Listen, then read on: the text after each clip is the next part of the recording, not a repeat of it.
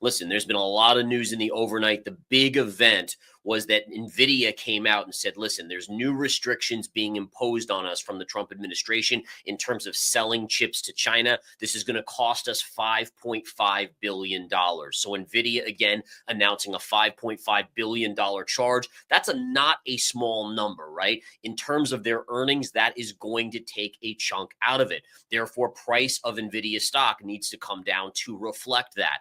This is continuation of the trade war escalation, where, again, more and more chips that have gone to China have been restricted, and this is just the next leg. And remember, this is following yesterday, where China said it put all Boeing orders on hold, and they actually told all their companies to not order any new planes from Boeing. I wasn't always loaded, I had to stay down when they got what I wanted. Now when they see me, them bitches be on me. Now when I pull up, them niggas hate on me. I got more money than niggas big homies. Had the ground for the shit, did it all by my loan. So again, it's a tit for tat, but the tit for tat between countries here is now going to cost the U.S. and their companies billions and billions of dollars. All right. So that's the big news. We had some earnings out there. United Airlines coming in with better than expected earnings. That stock is up a little bit in spite of a stock market sell-off this morning. And then we saw ASML, which is a chip company out of Europe, reporting earnings that were a little bit weaker than expected. But honestly, it's not really hurting the stock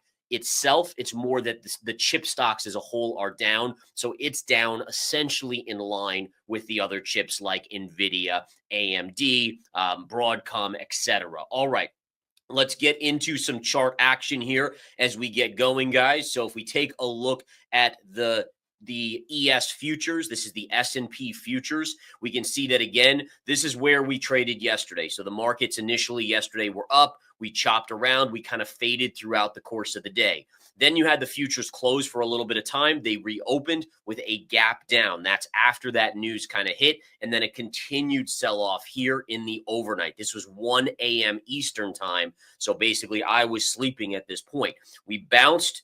We pulled back, double bottomed, ripped up. There must have been some sort of rumor there, but look, we're now starting to fade back down. Now, we did get some news this morning from retail sales. Retail sales came out, and they were slightly better than expected. So again, slightly better than expected, but again, it wasn't good enough to tell us that we're not going into a recession. It just tells us that the consumer is not fully stopping their spending, that in fact, maybe it's going on credit cards or just being added to debt. So it's not really being a relief to anyone out there that consumer spending or retail sales were slightly better than expected. All right. Back to the chart. So futures remain sharply lower. If we go to the daily chart on the ES futures, we are down just over 1%. Now, if you're looking at how volatile we've been of late, 1% does not seem like a lot. But again, it's a slippery slope. If we start to kind of come back down here and slip, we actually could see a move down to double bottom. Now, I'm still in the camp that until proven otherwise, this could be a little bit of bullish consolidation. Remember, bullish consolidation is after a sharp up move, right? So you get the up move, you kind of go sideways to lower for a little bit of time, yielding that next move up in the market. So again, I'm not saying that's exactly what's going to happen. I don't know. But what I do know is pattern recognition is key here. And as of now, even with today's pullback, this is still inside of this massive green candle, and we're still in the upper 50% of that move, right? So again, if you look at a chart, when you do a bullish pattern to the upside, so let's do that here, folks. Let's take a look at that. If we do a big move up on the chart, we generally, when we make bullish consolidation, you want to stay above the 50 percentile level, right? So if this is the 50 percentile mark, you want to see price consolidating in that range so it can then make a bigger move up. Once you get below the 50 percentile level, the odds of it being a bull flag are greatly, greatly diminished. So just keep an eye on that. And again, doesn't mean it can't break below that, right? We could easily see this come down sharply, but at least as of now, it's in that upper 50%, which still potentially holds the bullish pattern of consolidation, even in spite of today's drop. Now, if we do move up on the charts, folks, let's go away from that. If we do break above this level here at around 55.20 on the S&P, we would then look for a move to gap fill, which would be our next target around 5,700.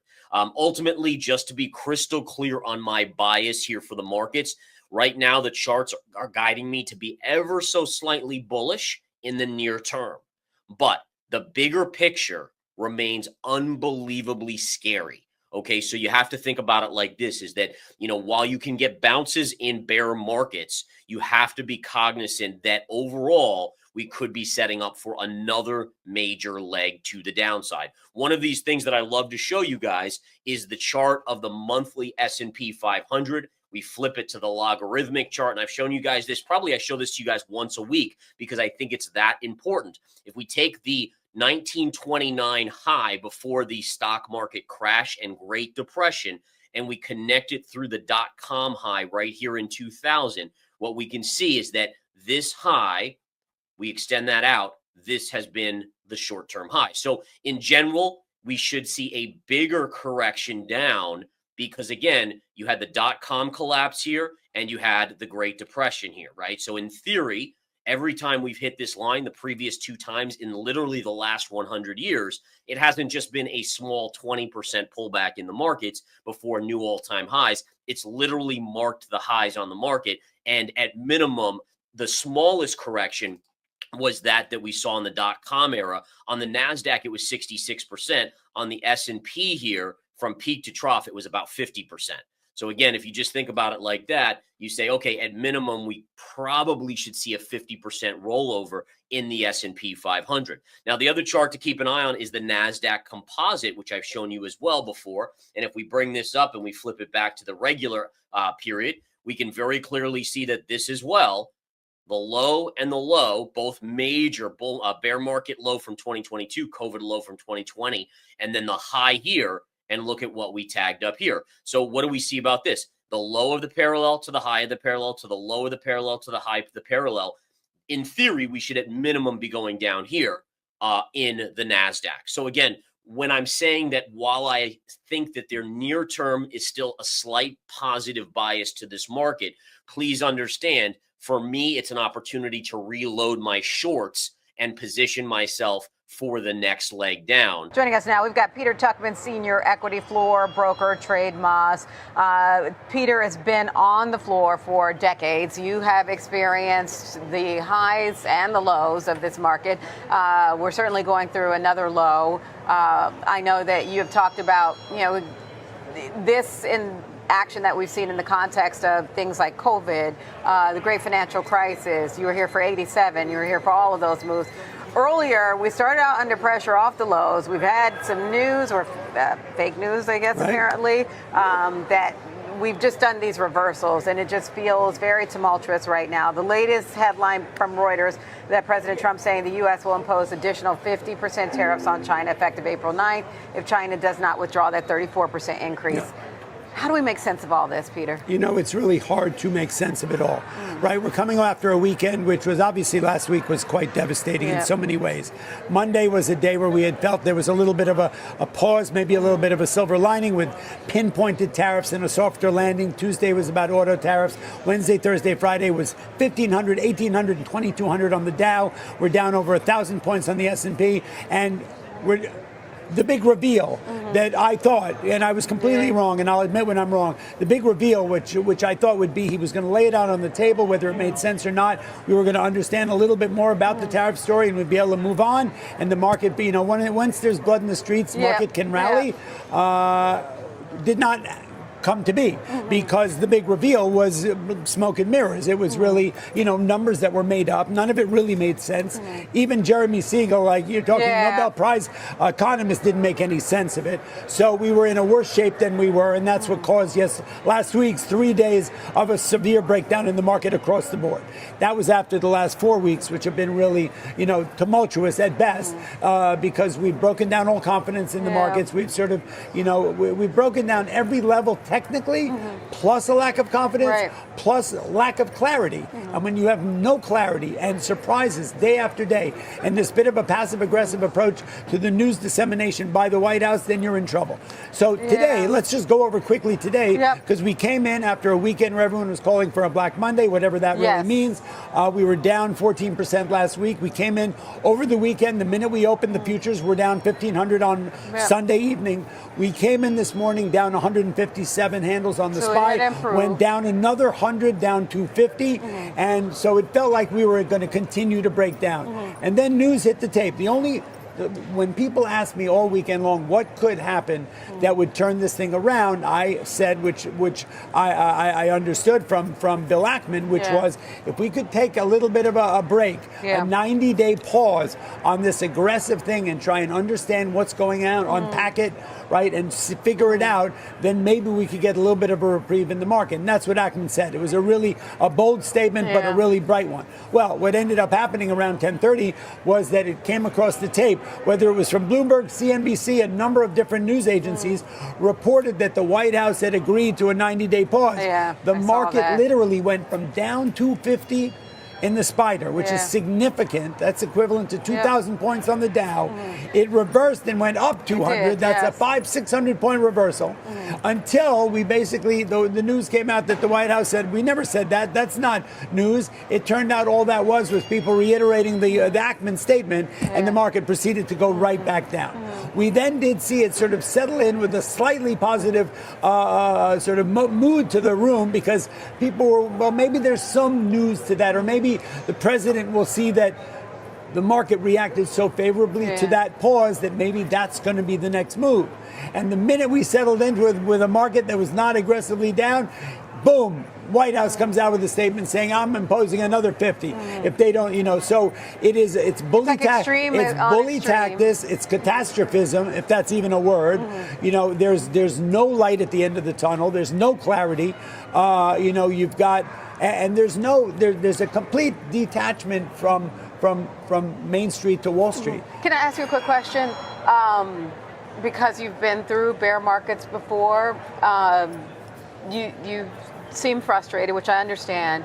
What frustrates you most about this time around? That this is self-inflicted. If you look at every crash that I've lived through, 87, 2000, 2007, and COVID, they were explainable. One was a health crisis. One was a predatory lending crisis. One was whatever 87 was. It was a tech, insurance, blah, blah, blah kind of crisis. You could explain it, and then you could explain your way out of it. You could come up with a solution.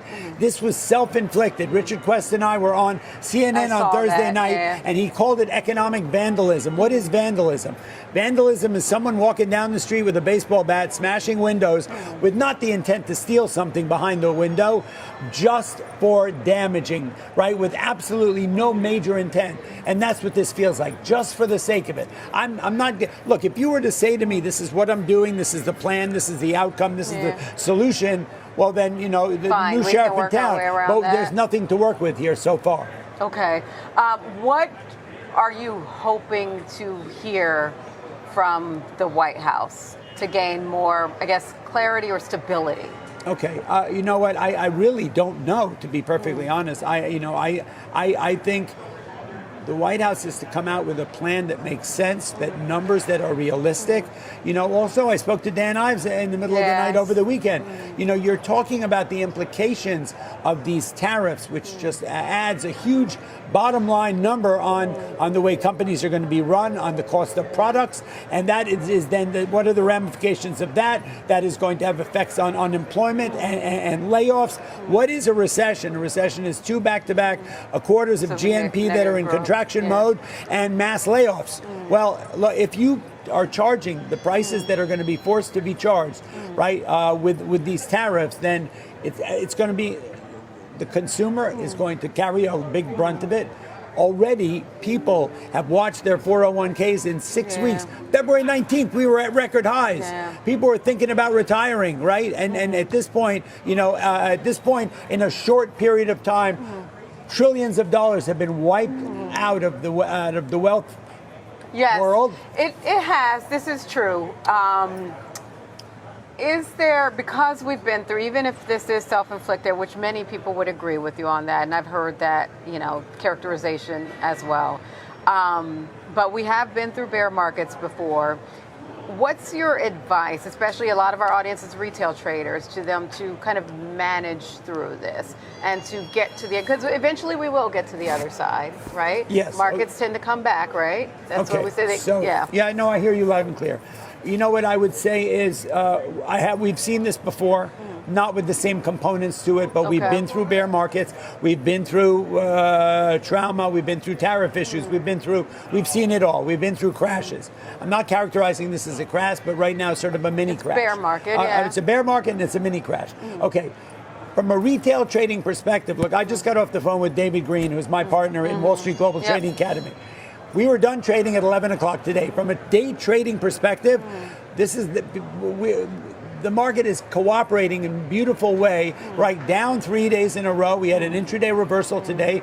These trades are working out. If anybody want to look, not to toot my own horn, but go check out Wall Street Global Trading Academy, because at the end of the day, there is a way to navigate this market as a day trader using technical analysis and risk management to navigate a very volatile market as a day trader. As an investor, it's going to be a painful period of time here.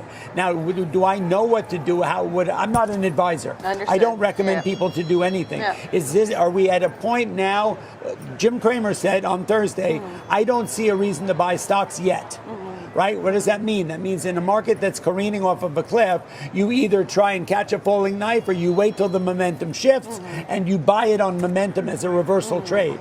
I'm more a proponent of that because I don't know the next shoe that's going to fall. I don't know the next time we're going to come out with a comment that has such significant impact on the markets, on the economy. Right? We're tossing around comments that are so influential. That can make a market reverse 500 points in the S&P 500. These are billions and trillions of dollars that are being swung around without a concern for the level playing field. We keep moving the goal line. I mean, it's confusion. It's lack of clarity. It's not a real plan. It's numbers that are being based on trade deficits that don't really make sense.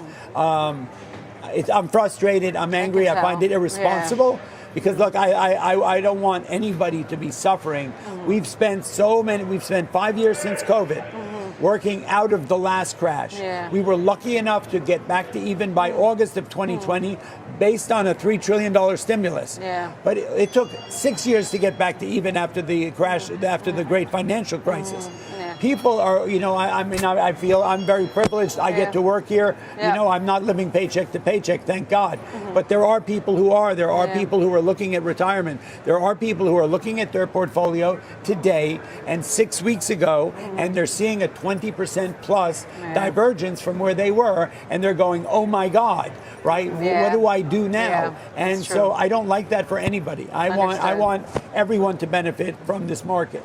And so the self-inflicted part, I feel irresponsible, especially when there's such a disconnect. When you have a president who is, no disrespect to the president, but he's on the golf course, talking with the Saudis and saying that we should relate this to a person who's coming out of a successful surgery, who just got sutured up, and he's going home to heal.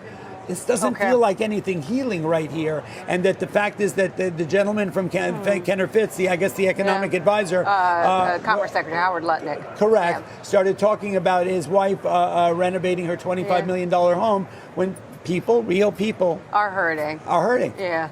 All right. It is certainly a difficult day. It's been a difficult day in the markets. We will have to leave our conversation there for today, Peter. Okay. Hopefully, we will certainly look for some light at the end of the tunnel, knowing that we have been through some bear markets before and we have recovered. Hopefully, the recovery is faster this time around than COVID. We will recover. The only silver lining would be that it happened so quickly on the downside. Maybe once the narrative changes and there's a back off, as we just saw today when that news came out, even though it was fake. Hopefully, there'll be some kind of a reversal. Real and fast on the